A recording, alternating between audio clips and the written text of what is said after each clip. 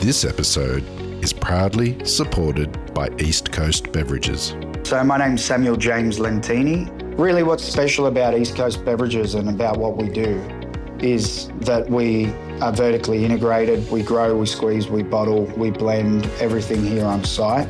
And not only that, I think what is really special is that all of the bars and restaurants and hospitality venues, they're able to come and visit our site. And once they come to our site, they see what our process is and they can actually see that the lemons, limes and oranges are all getting squeezed here, where we're not using a concentrate that comes from overseas. What is really special is that we invite people to come here. We have events here, and we're a family business, and we're able to really just work off the foundations that my grandfather built many years ago and continue a quality product range.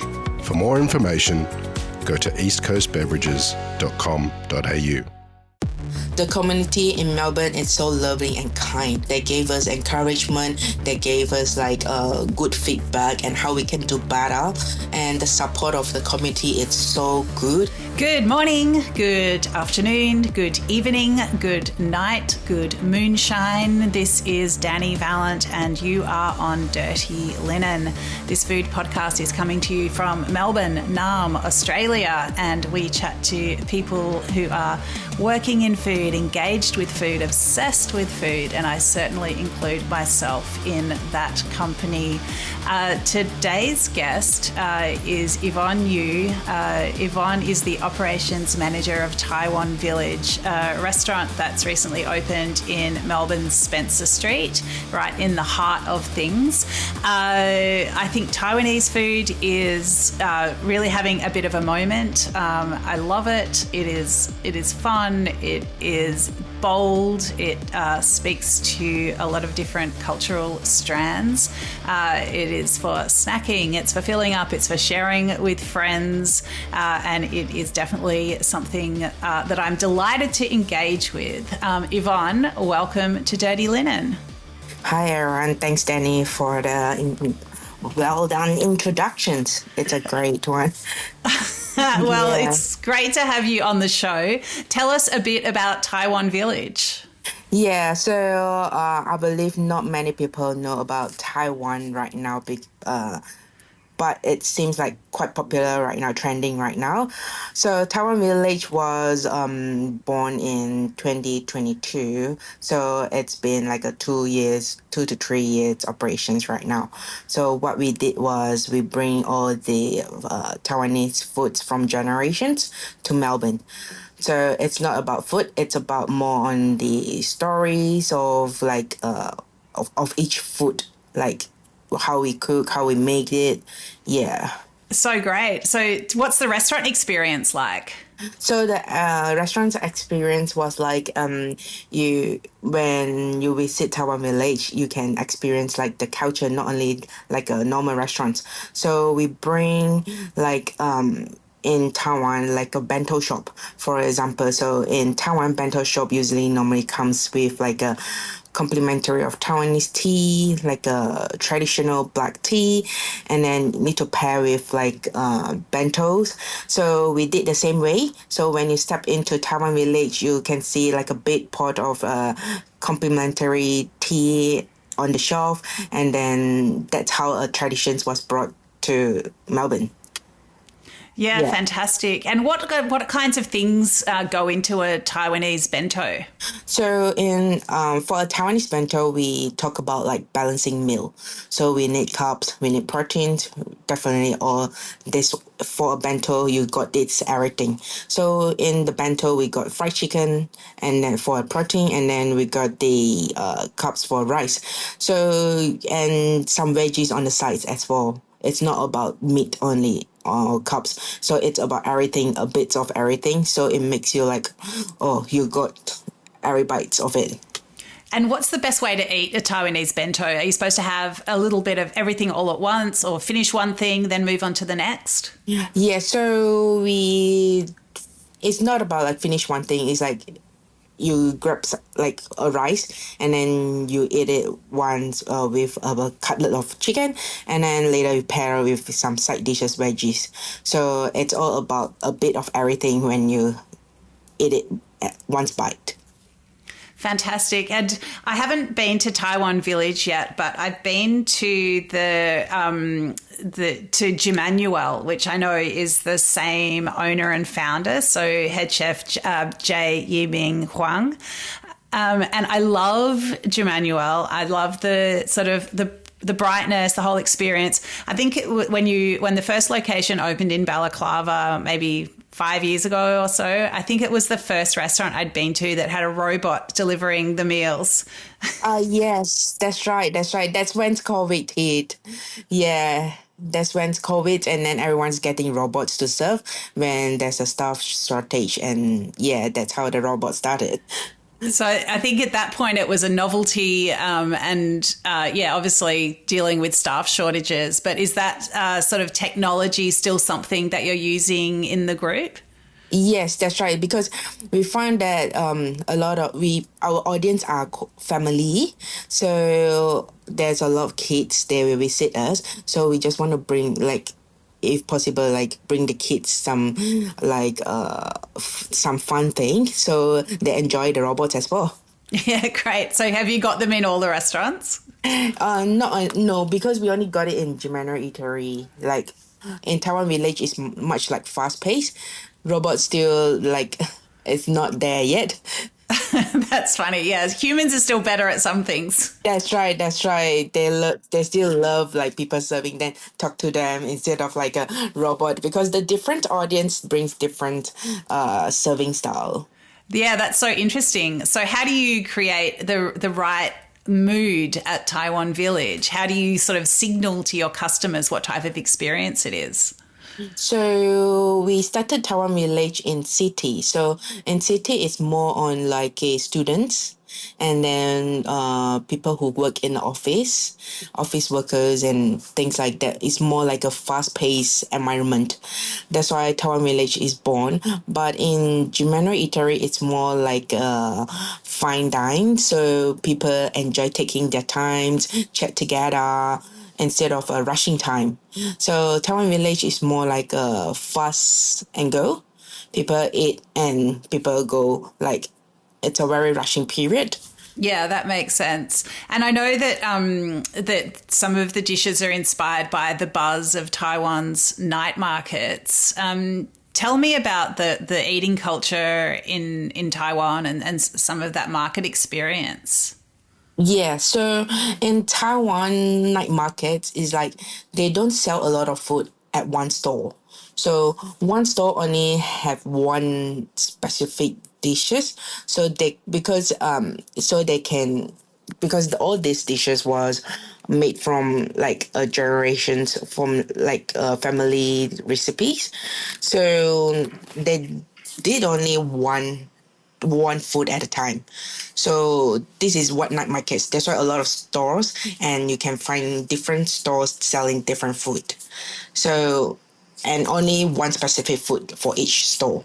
So what we did is in Melbourne, because of a limited spaces that are given, we don't have any a big a place to have so many stores. So we combine everything to one menu. So, and all the recipes are all family handing down recipes. So we compile everything and make a very, very good menu here in Taiwan Village. That's interesting. So do Taiwanese customers find that hard to get used to when they're used to going to stall A for their fried chicken and stall B for their oyster vermicelli? Do they find it a little bit strange that one restaurant is doing all these things? No. At first, they couldn't adapt to it because they find it it's a little bit different here. But after that, when they in Melbourne here, they think that as long as I can find a good food, and then we do the best recipes as well. That's why they find it, it's so good, and they get surprised. How can we do that? Yeah. To be a specialist in all these different dishes. Yes, that's right. Yvonne, tell us a bit about yourself. What's your background in food? So I've been in food industry for more than 10 years, and I'm a Malaysian. So I've been visiting Taiwan a lot of times, and I love Taiwanese food, and I did do a lot of research in Taiwanese food. Interesting.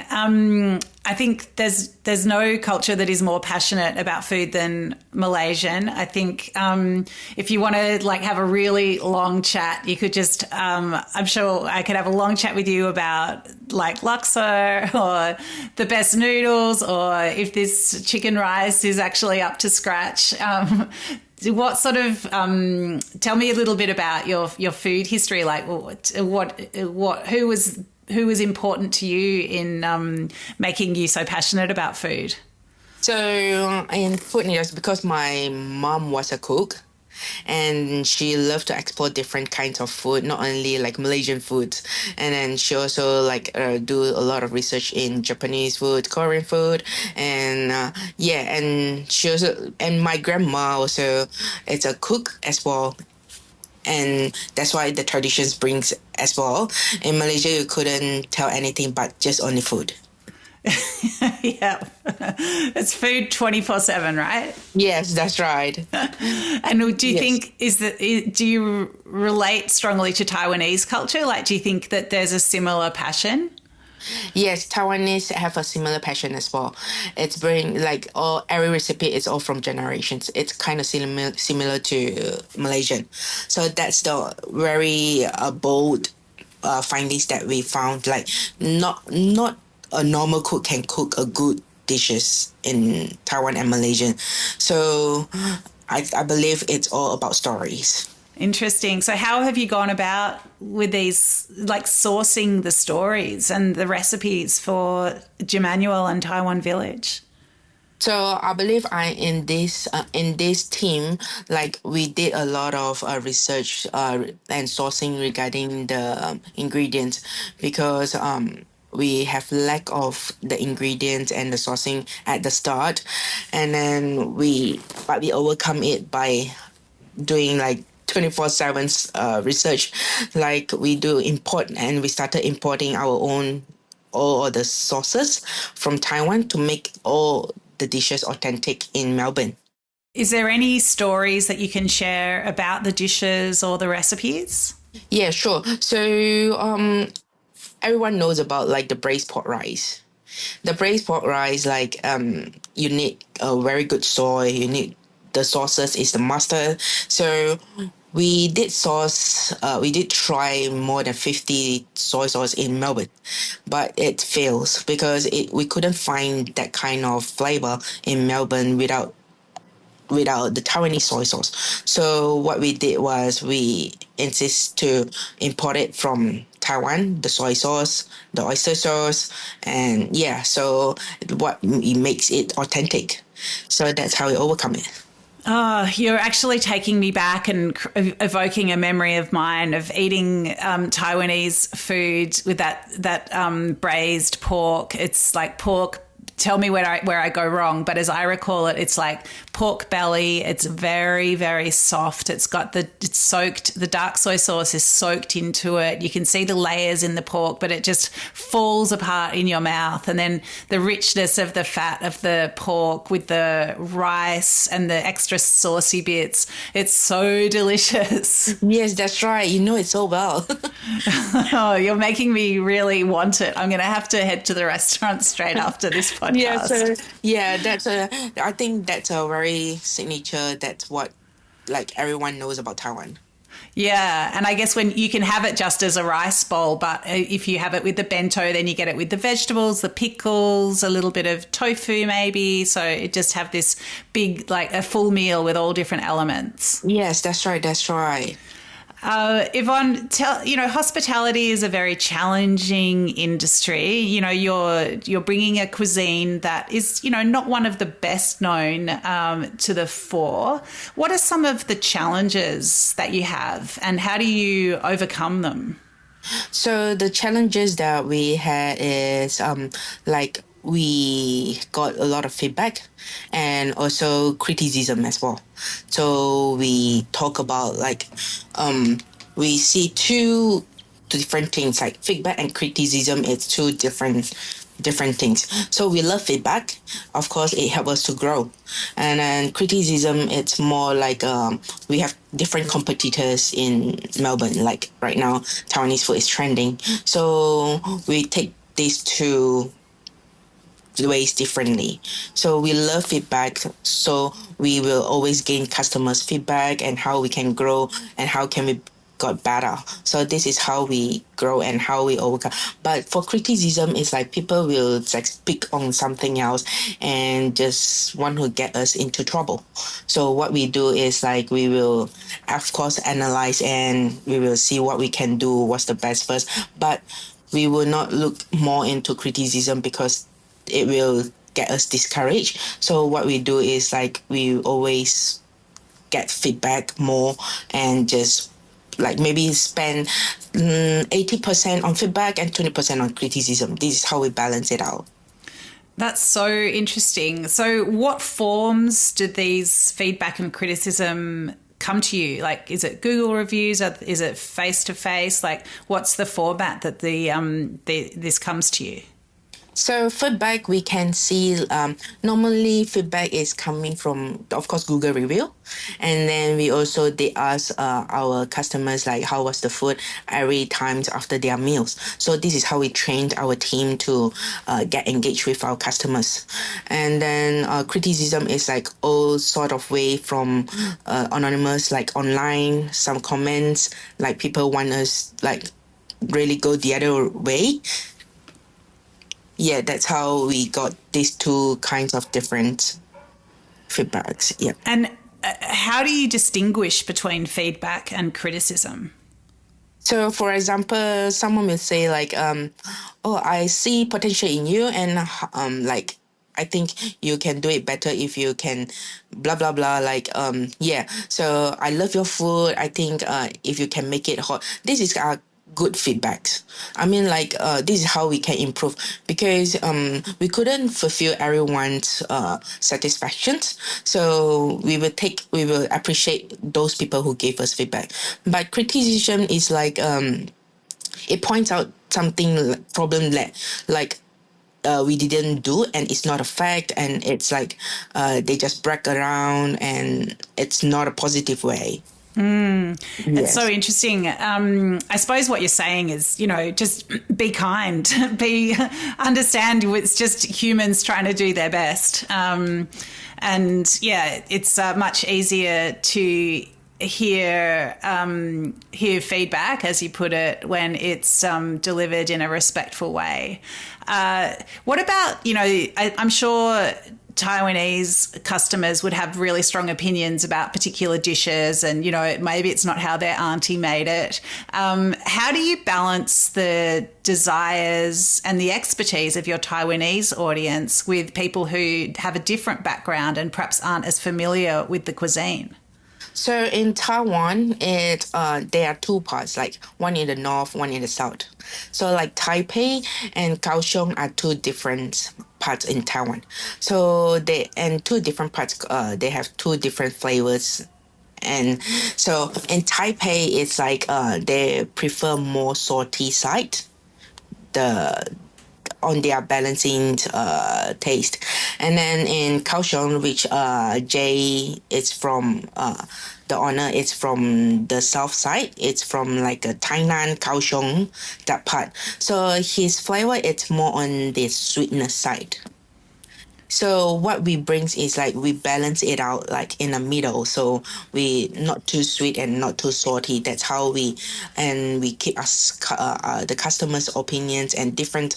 Like we will ask, oh, which part are you from? Are you from Taipei or are you from Kaohsiung? And that's how we balance it out the flavor. That's so interesting. But then do you have, if you're sort of meeting in the middle, do you please your customers, or are your Taiwanese customers saying, well, it's not northern and it's not southern? Like it must be really hard to strike the right balance. Yes, at first it's quite struggling because it's very hard. Like some people couldn't accept like the flavor of a southern part, and then it's quite struggle. And then after that, everyone is like, after a few months, and then after we balance it out, and then people was like, oh, I like this one, it's good. And then but I believe no matter how we balance it out, it was still not like 100% satisfactions for customer. So that's why we will stick to our own our own recipes, SOPs, and to make the perfect dish. Yeah, I really feel that challenge, Yvonne, and I think you express it so well. You really explain it. It makes me think about, this whole concept of authenticity, and is it like I would get in, back home or in the old country, and how tricky that can be, because you're balancing so many competing opinions and interests. And as you talked about as well, the ingredients that you have are different. There's so much complexity in that, isn't there? Yes, that's right. It's all about the mix and match, and then still we stand firm on our SOPs. Yes. What are some of the joys in hospitality? We've talked about the challenges. What about the joys? The joys is like the community. The community in Melbourne is so loving and kind. So we work until today is because of the community as well. They gave us encouragement. They gave us good feedback and how we can do better. And the support of the community is so good. And I believe it's positive way. It's better. It's more than the negative vibe in Taiwan Village. That's how we grow so well. Yeah, brilliant. And what's a good day for you when you're working? So I believe talking with customers. Customer is so a very loving. I think one of the best thing is when we talk with customers, we got a lot of new ideas, and they gave us new suggestions, like a new menu and what they're missing of, and what that's how we keep growing. Yeah, so nice. And Yvonne, what do you think, perhaps people want to try Taiwanese food for the first time? Maybe they're in Melbourne and they can go to Taiwan Village or Jymmanuel, but maybe they're elsewhere in the world. What are some dishes that you think they should start with? So I believe fried chicken is everyone's lover. So fried chicken, you can try a traditional fried chicken and popcorn fried chicken. So the fried chicken is quite famous in Taiwan. So you can pair it up if you want to have some carbs, and then you can try the braised pork rice, and also if you want something like noodles, you can try the oyster vermicelli. Yes, I think that's that's a signature of a Taiwanese food. Yeah, amazing. Well, I instantly need all of these dishes right now. Thanks so much for sharing with us, Yvonne, and wishing you all the best at Taiwan Village, bringing new favourites and flavours to Spencer Street in Melbourne, but also, just promoting the interest and deliciousness and culture of Taiwanese food in general. Thanks so much for sharing with us today on Dirty Linen. Thank you, Dani. This is Dirty Linen, and I'm Dani Valent. We air the issues that the hospitality industry finds hard to talk about, hearing from different people with unique perspectives. We want to hear from you as well. If you have something that needs to be said about a topic, get in touch so we can include your perspective. Contact us at dirtylinen@deepintheweeds.com.au or hit us up on Insta at Dirty Linen Podcast. We can't wait to hear from you. This